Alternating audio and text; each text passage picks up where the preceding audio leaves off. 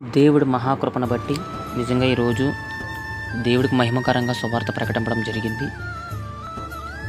కానీ చాలామంది పత్రికలు ఇస్తుంటే తీసుకున్నట్టే తీసుకొని రోడ్డు మీద పడేయడం జరుగుతుంది.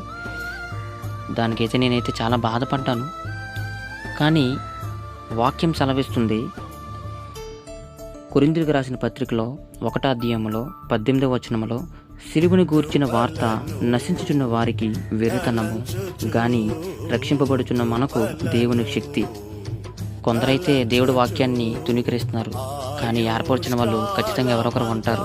నిజంగా అది చదివి నిజమైన దేవుడు యేసుక్రీస్తు అని చెప్పి గ్రహించి ఖచ్చితంగా వాళ్ళు రక్షణ పొందడం జరుగుతుంది.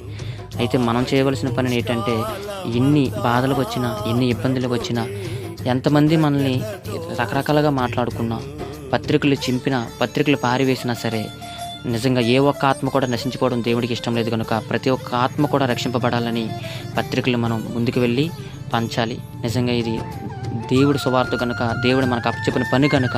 అలాగే బైబిల్ రిఫరెన్స్ మరొక మాట చెప్తుంది. మత్తయి సువార్త 10వ అధ్యాయము 14వ వచనంలో, ఎవరైనా మిమ్మల్ని చేర్చుకొనక మీ మాటలు వినకపోతే ఆ ఇంటి నుండి అయినా ఆ పట్టణము నుండి అయినా బయలుదేరినప్పుడు మీ పాతధూళి దుమ్ము దులిపి వేయుడి. అంటే దాని అర్థం ఏంటంటే, మనం సువార్త ప్రకటించినప్పుడే కానీ, పత్రికలు ఇచ్చేటప్పుడు కానీ ఎవరైనా సరే హీనలుగా మాట్లాడినా, పట్టించుకోకపోయినా, పత్రికలు తీసేసినా సరే మీరు ఇబ్బంది